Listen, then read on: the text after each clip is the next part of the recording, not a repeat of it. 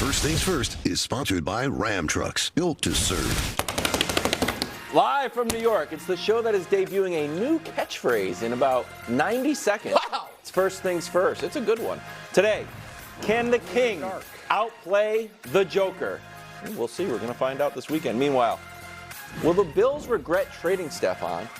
And or will the Texans regret trading for him? Okay. And finally, the most delicious segment in all of sports. It's Title Pie. Brew, before you ask, we did not get a pie today. What? Last time we did this, we had Mississippi mud pie. It was delicious. But it didn't really make any sense. I'm looking at What are we Dusty. dealing with budget cuts? It's a What's pie. going on? After several weeks of just me holding a pie for no reason, we decided to cut it. Okay. Dusty said Wiles told him no. I did. He wanted the You pie. did? He told him no. You cut it? Yeah. You're taking this show leader thing too far. Brew has that built into his daily caloric intake. We start with a playoff rematch. You know, after being swept in the Western Conference Finals and enduring a summer of trash talk at their expense, you would think the Lakers would be dead set on revenge. Turns out, not so much. Take a listen. Looking forward to this rematch after what happened last year. I think you put a little bit too much more emphasis on it. This is our first round matchup, and we look forward to the postseason. But I haven't been looking forward to the rematch.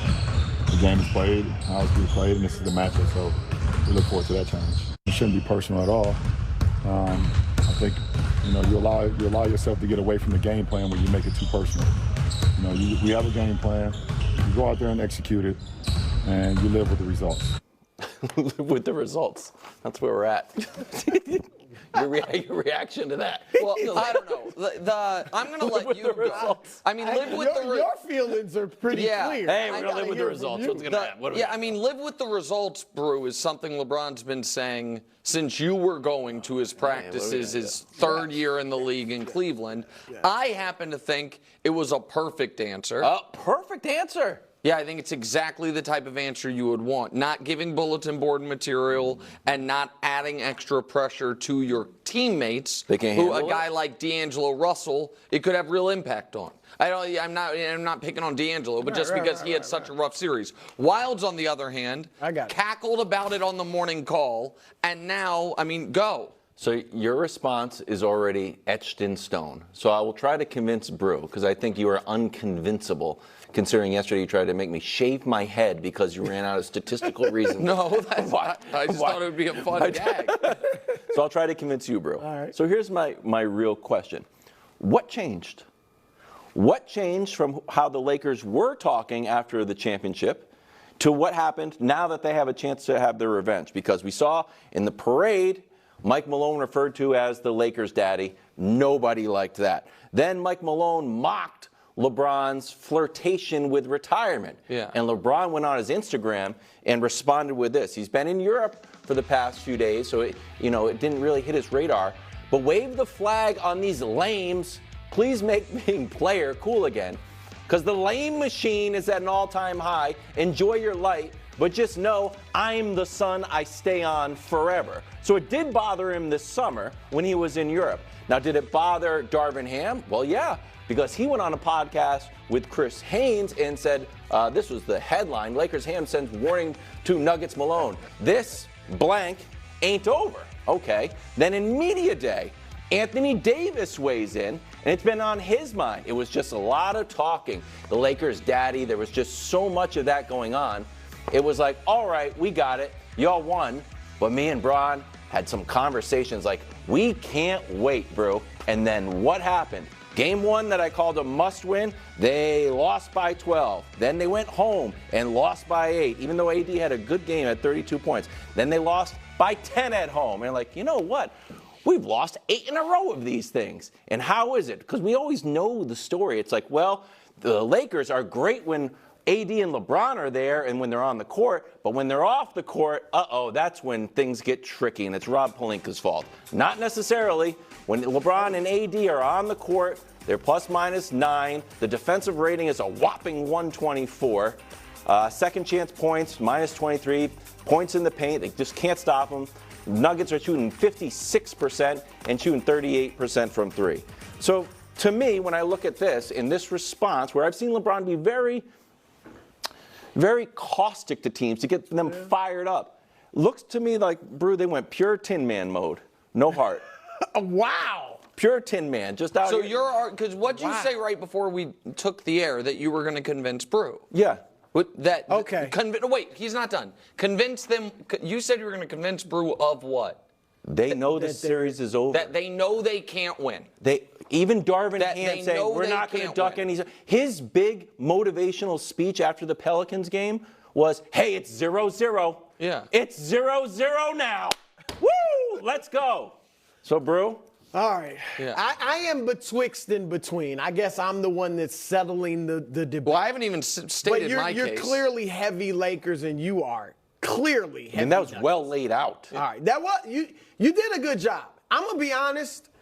I wish one of the reporters there, and I'm not trying to rip them, had said something like, well, LeBron, you posted this, or Yeah. AD said you guys talked. Like, I wish somebody had brought that up, because that would have been a good challenge to what LeBron said. So you did a good job. But Nick is right that LeBron said exactly what you're supposed to be. In light of, even with all that Michael Malone has said, even with all the talk from the Lakers, even, in the previous months, LeBron is exactly right when he says, if you take it personal, you get outside of your game plan. Whether it's basketball or boxing, boxers know, right? I've got a Don't go boxing out there analogy emotionally here. and then just start slugging, because that's when you get nailed. Stick to the game plan. Don't make it personal.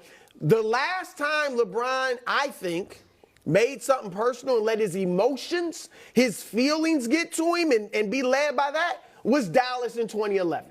Yeah. And we saw what happened. And since then, I think there's one of the things he's learned is, look, no matter what's said, no matter how I might really feel, I got to go out there and stick to the game. If he went out there and was like, you know what, I'm tired. Everybody thinks Jokic is the best player in the world. Look at my numbers at 39. Look, I'm going out there. I'm going to out triple-double Jokic. Guess what? Maybe he'd play well personally, but it would take them out of their game plan. So I think LeBron is right in this regard. So there's another element to it that you're totally overlooking. Let's hear it. They could have avoided the matchup. If they were convinced they can't win, they could have avoided the matchup. And they could have avoided it. Well, that would put him at risk. You got to admit right, that. but hold on. Wait a moment. Let's just follow the logical tree, and then I'll give my actual answer. What you're saying would put them at risk of missing the playoffs, while just saying they have already conceded that their ceiling is out in round one, that their ceiling is losing in round one. So if they truly believed that, would you rather risk missing the tournament and then have a chance at a long run versus get in the tournament and just have the same team beat you? But here's why I go ahead, Brew. Well, I just want to know quickly, because I know you time to go. Are you really saying more so they're scared? They know they can't beat this team. Not that they know they've conceded. They know it reminded me of, and LeBron, what makes him so fascinating is he sort of wears his heart on his sleeve. You can read him.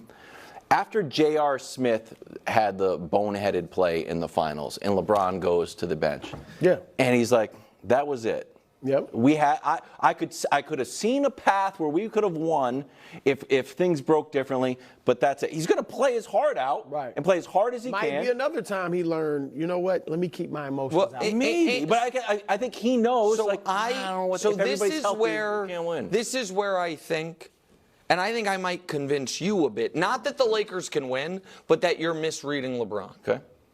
Too many rivals. This is where LeBron being in year 21 has to be the context of this. Chauncey's Pistons were the rivals, the first one. Sure. Knocked him out of his first playoffs. Then he outlasted them, of course, and beat them twice. Then it was the Celtics' big three. Yeah. They beat him in back-to-back years. Then he beat them in back-to-back years, and they broke up. Then it was going to be the OKC big three. They played once, and that group never played together again. Then it was going to be Derrick Rose and Joakim Noah and no one vacations in Cleveland. They broke up. Then Paul George dunked on him, and since then he's been on 3 different teams. Then it was the big three Spurs, who had beaten him in his first finals. Then he beat them, then they beat them. Then they broke up and all retired. Then briefly, he was even an underdog in a series against the Lowry-DeRozan 1-seed Raptors. And then DeRozan went to the microphone and said, I don't know what you want me to do. They have LeBron James, we don't. And they broke up. In the midst of all of it, it was Steph, Clay, Golden State, right? Which they played 3 series together when it was Steph and Clay, not Durant. Right. That was 2-1 LeBron. We think they're breaking up. And now it's Jokic's Nuggets. Yeah. So there's an element of, Brew, who was Muhammad Ali's rival? Well, it depends. Because it was Sonny Liston, then it was Jerry Quarry, then it was Joe Frazier, then it was Ken Norton, then it was Leon Spinks, and at the end it was Larry Holmes. Yeah, so, I don't think Denver necessarily views them as their rival. Well, it's more akin to it's not a rivalry. Okay, well then we always lose. Except here's the thing, Wilds. Denver and the Lakers both have something very in common. The only reason LeBron with the Lakers and Jokic with the Nuggets don't have 2 championships is because of the other guy. They both would have gone and played the Miami Heat. They both beat the Miami Heat. And so you can say it's not a rival. The only way you can make that argument is if it's Denver has no rivals. Denver has ascended above rivalry. I don't think you get to claim that after one. So you think LeBron, that Denver views the Lakers as a rival? I know that Jokic said it was their toughest series. I know that Jokic and Murray know when they've been together, they've only, as fully formed with Jokic as an MVP level player, they've only lost 1 series ever. It was to these guys. I